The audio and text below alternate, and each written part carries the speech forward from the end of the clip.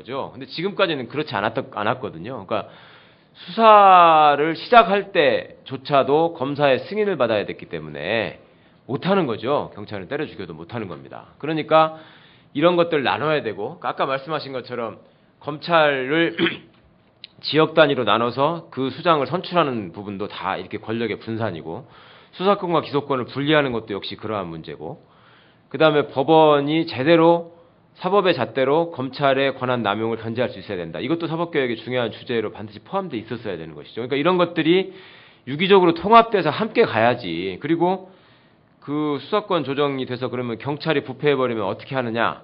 그거에 대해서 당연히 대책이 있어야 되는 거죠. 그 논의도 함께 갔어야 되는 거죠. 그러니까 경찰의 부패, 검찰의 부패를 대해서 역시 통제할 수 있는 이 공수처의 설치 문제가 함께 논의가 됐어야 되고, 그렇기 때문에 참여정부에서 사개위가 그 각계각층의 사람들을 모아가지고 그렇게 오랫동안 토론을 하고 성과물을 만들어낸 거 아니었겠습니까? 그래서 이게 제대로 된 어떤 정말 진심을 가지고 하는 조정이었다면은 그 참여정부 때 이미 해놓은 성과물이 있었으니 그걸 토대로 해서 나아가는 작업을 했어야 되는데, 그렇지 않고 그냥 자신들의 정치적인 이해관계로 뭐 이거 접근하다 보니까 국민들의 입장에서는 밥그릇 싸움으로 보이는 게 맞았다, 그렇게 생각합니다. 경찰의 부패나 경찰의 어떤 수사권 남용 이런 것에 대해서는 이미 저 기존 뭐 형법이라든가 이런데 다 처벌 규정들 만들어져 있고요. 또 검사가 이 기소권을 가지고 있기 때문에 기소할 사안과 그렇지 아니할 사안을 이 가려서 제대로 그 경찰을 견제할 수 있는 것이죠. 그게 좀 분리가 된다면. 그리고 제가 알기로는 참여정부 때 검경수사권 조정안이 뭐 전면적으로 이 모든 이 수사권을 경찰에게 주고 또 검찰은 기소권만을 갖게 하고 이런 방식은 아니었던 것으로 알고 있고요. 점진적으로 그런 방향으로 갈 수 있도록 이 권한 조정이 이루어지도록 되어 있는 걸로 알고 있습니다. 하나 예를 들면은 영국은 원래 이 검찰이 없었습니다. 이 경찰청이 수사도 하고 기소도 하고 다 그러니까 우리나라 지금 검찰이 갖고 있는 권한을 경찰이 다 가지고 있었어요. 그러다 보니까 어떤 이 사건이 일어났느냐 하면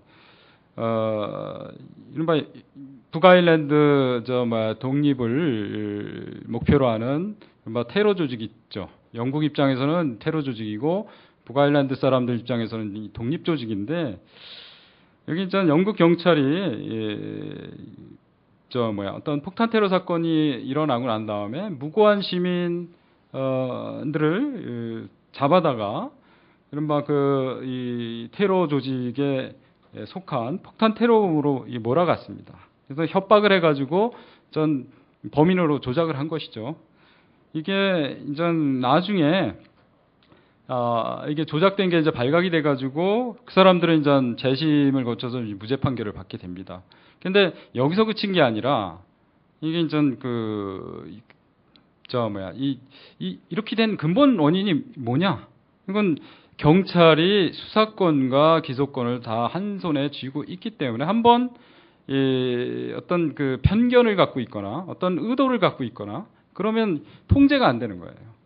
그래서 이걸 분리하는 거는 그런 의미에서 굉장히 중요한 의미가 있다. 그래서 제가 좀 안타까운 것은 우리도 과거사 진상규명위원회에서 다수의 사람들이 용공 조작돼 가지고 무고하게 심지어는 사형도 당하고 많은 사람들이 장기간의 옥고를 치른 것이 확인이 됐었죠. 근데 영국과는 달리 이런 근본적인 어떤 시민사회 내의 어떤 반성이 없는 거죠. 이런 사건이 재발하지 않으려면 어떤 제도적인 개혁이 이루어져야 할지 그에 대한 어떤 성찰이 언론이라든가 뭐 이런 데서 좀 깊이 있게 이루어져야 되는데, 뭐 언론은 검경 수사권 조정 문제도 그냥 이 경마식 보도를 합니다. 그러니까 진짜 시시비비를 가려서 이 시민의 어떤 인권을 지키고 이러기 위해서는 어떤 방향으로 이 검경 간의 관계가 설정이 돼야 되는지 이런 거에 대한 깊이 있는 보도를 안 해요. 그러니까 경찰은 어떤 주장을 하고 이 검찰은 어떤 주장을 한다. 그리고 나중에 이제 한다는 얘기가 전부 밥그릇 싸움이다. 뭐 이런 식으로 양비론으로 완전히 끝내버립니다. 이런 시민사회의 수준이 이런 정도 가지고는 검찰 개혁을 할 수가 없다. 그래서 예. 그러면 검경 수사권 조정과 관련해서 이게 제도적으로 남아있는 과제가 무엇이라고 보는지 우리 김인혜 교수님께서 한번 말씀하시죠. 일단은 검경 수사권 조정에 관한 그 이번에 국회에서 뭐 합의가 있었고 그 다음에 다시 이제 검찰과 경찰이 합의를 하겠습니다만은 그나마 이게 또 검찰 개혁에 대한 그런 흐름을 이어가게 돼서 다행이라고 생각을 합니다. 다만 이번 행정부와에서의 검경수사권 조정 그렇게 기대할 만한 내용은 없다. 오히려 잘못하면은 국민들 입장에서는 굉장히 좀 안 좋은 결과가 좀 벌어질 수도 있다라고 말씀을 드릴 수가 있겠습니다. 검경수사권 조정을 하려고 하는 것은 결국 권력기관의 권한을 분산시키고 서로가 견제 감시를 하게 해서 결국에는 국민의 인권을 보호하고 정진시키고 옹호하는 데 목적이 있습니다. 따라서 수사 개시권을 뭐 가지고 있니, 수사 지휘권을 가지고 있니 이렇게 막 하면서 수사 권한이 늘어나게 되면은 곤란합니다. 수사 권한이 늘어나게 되면은 경찰이 지금도 많은 권한을 가지고 있습니다. 우리나라의 수사기관은 굉장한 권한을 가지고 있죠. 뭐 우스갯소리로 지금 이제 뭐 우리나라에서 자본 권력이 재벌로 상징이 되는데 일개 검사가 또는 뭐 경찰은 좀 안 그렇습니다만은 경찰은 그런 경우를 수사를 안 하니까 재벌한테 전화해서 내일 당장 몇 시까지 아침 10시까지 검찰청으로 나와주세요 라고 얘기를 했을 때 자유로운 검사가 그 재벌이 누가 있겠습니까? 밤새 누구를 찾아보겠습니까? 변호사를 찾아보죠. 그 검사하고 아는 변호사를 찾아봅니다. 그리고 돈을 이렇게 바리바리 갖다 주면서 어떻게 된 거냐 알아봐 달라고 얘기를 합니다. 재벌도 자유롭지 못하죠. 그렇기 때문에 이 권한이 큰데 여기에다가 다시 수사 개시권을 더해주고 그 다음에 또 검찰이 또 거기에 대해서 모든 수사에 대해서 다 지휘를 할 수 있도록 해서 권한이 늘어나게 되면은 곤란합니다. 그래서 수사 권한이 총량이 최소한 동결되든지 아니면 줄어드는 쪽으로 방향이 가야 됩니다. 그렇게 되려면 검찰이나 경찰 이외에 제3자가 개입이 돼야 됩니다. 즉 국민의 입장에서 민간 전문가이든 아니면 시민사회 대표든 아니면 일반 국민이든 가서 내가 수사를 받아보는데 당신들이 이렇게 하면은 더 수사가 더 심하게 더 자주 진행되는 거 아니냐라는 걸 감시하는 자가 필요한 것이죠. 그러나 어쨌든 수사 권한이 좀 더 증가할 수는 있는데 그런 거는 다른 방식으로 또 견제를 해야 됩니다. 예를 들면은 피해자 피고인의 권리를 강화한다든가 변호인을 확충한다든가 그 다음에 경미한 범죄를 비범죄화한다든가 해서 경찰이 가지고 있는 권한 자체를 좀 더 줄이는 인권 친화적인 수사도 인권 친화적인 수사 개혁도 필요하지요. 두 번째로는 수사권과 기소권을 분리하는 방향으로 나가야 됩니다. 장기적으로. 지금 현재 초기에는 아주 조금만 수사권을 가져가는 형태지만은 검찰이 가지고 있는 수사권과 기소권을 분리하는 쪽으로 방향이 가야 되고 세 번째로는 검찰과 경찰이 평등함을 전제로 해서 서로가 견제와 감시할 수 있도록 해야 됩니다. 이 얘기는 조금 전에 최 변호사님께서 말씀하셨듯이 검찰이 비리를 저졌을 때 경찰이 수사권을 가지고 견제를 하고 경찰이 위법한 수사를 했을 때는 기소권을 가지고 견제를 하고 이렇게 돼야 됩니다. 네 번째로는 어떠한 형태로든 수사 권한이 이 검경 수사권 조정을 하게 되면은 경찰의 권한이 강화될 가능성이 높습니다.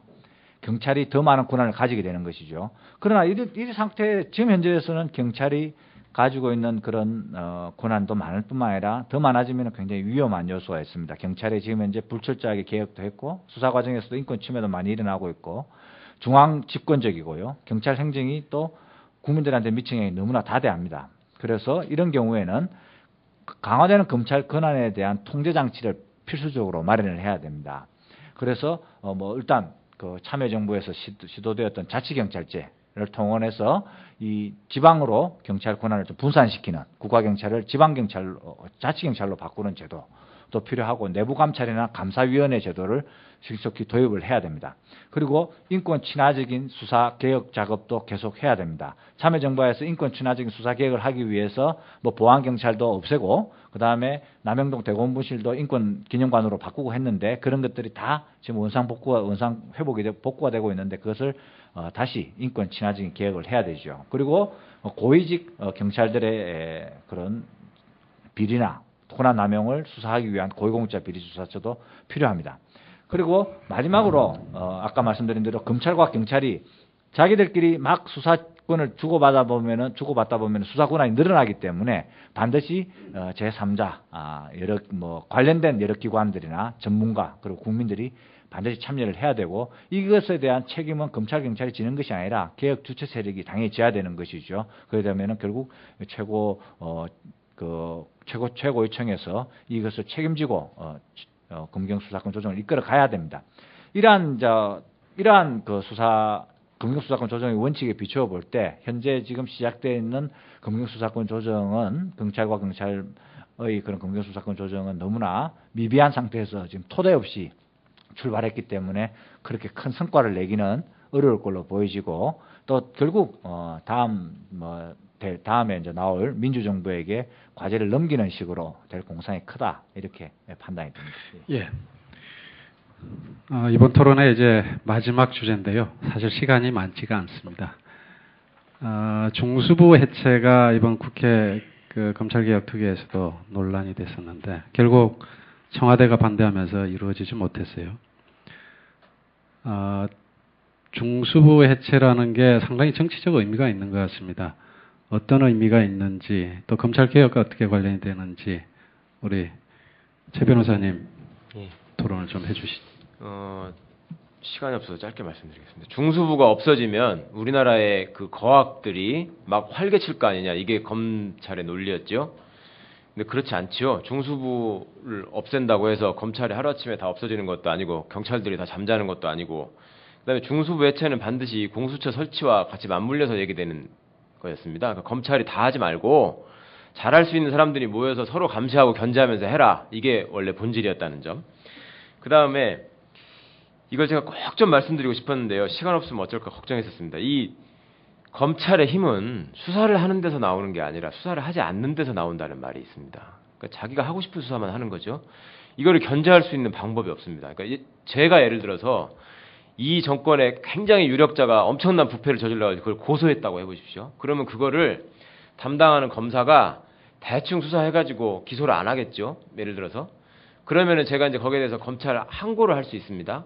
그러면 자체 재기 수사라는 게 있습니다. 자기가 담당 검사가 봐가지고 내가 봐도 이거 좀 부실하니까 다시 하겠습니다. 그러니까 고검으로 올라가질 않는 겁니다. 그래서 자기가 해가지고 다시 또 무혐의를 합니다. 그럼 이거에 대해서는 검찰 항고를 못 하게 돼 있고요. 이건 재정 신청을 하게 돼 있습니다. 그럼 법원으로 가죠. 법원의 재정 신청을 받아들이면 법원이 재정 신청을 받아들이는 경우는 바로 자동으로 기소가 될 때만 받아들일 수 있는 겁니다. 애초에 수사를 안 했기 때문에 증거가 없어요. 그러니까 법원이 무리하게 재정 신청을 받아들여서 기소를 했다고 하더라도 증거가 없으니까 공소유지가 안 되는 겁니다. 재정 신청한 후에 공소유지를 누가 하느냐? 다시 검사가 하게 돼 있습니다. 지금 우리나라 법이. 그러니까 검사가 법정에서 무죄를 구형합니다. 이런 코미디가 지금 현재 벌어지고 있고요. 중수부가 왜 아무런 근거가 없이 지금 작동되고 있냐면 현실적으로 대검 중수부가 수사를 하면 기소를 어떻게 하는지 아십니까? 대검 중수부가 수사를 하면 공소장에는 반드시 기소한 관청과 검찰청과 검사의 이름이 들어가고요. 그게 관할 법원으로 가게 돼 있거든요. 제가 여기 오기 전에 여러 사람들한테 물어봤어요. 법조인들도 대검 중수부가 기소하지 않겠냐 생각합니다. 그렇지 않습니다. 대검 중수부가 수사를 하지만 기소는 서울중앙지방검찰청의 이름으로 합니다. 왜 그렇게 하겠습니까? 대검은 우리나라 심급구조상 대검은 대법원에 대칭되는 기관이거든요. 그러니까 대검이 서울지검에다 기소할 수 없는 거예요, 애초에. 근데 수사를 한단 말입니다. 그러니까 편법적으로 대검 중수 1과장이 수사를 했는데 기소할 때 보면은 서울중앙지검의 검사 아무개 이렇게 나옵니다. 대검 중수 1과장 검사 아무개로 나오는 게 아니라. 그러니까 받아본 사람들은 나 대검에서 수사받는데 왜 서울중앙지검이 기소하지? 이게 편법이죠. 지금 여러 군데에서 매체를 통해서 보셨겠지만 확실하게 대검이 수사할 수 있는 근거가 없기 때문에 그런 편법을 사용하는 겁니다. 그러니까 스스로도 알고 있는 이런 편법을 쓰는 제도는 빨리 없어져야 된다. 예. 근데 이런 질문도 가능한 것 같아요. 뭐냐면은 아니, 중수부 없앤다고 검찰이 정치화돼 있는데 그 중수부의 그 폐해가 해소되느냐 이런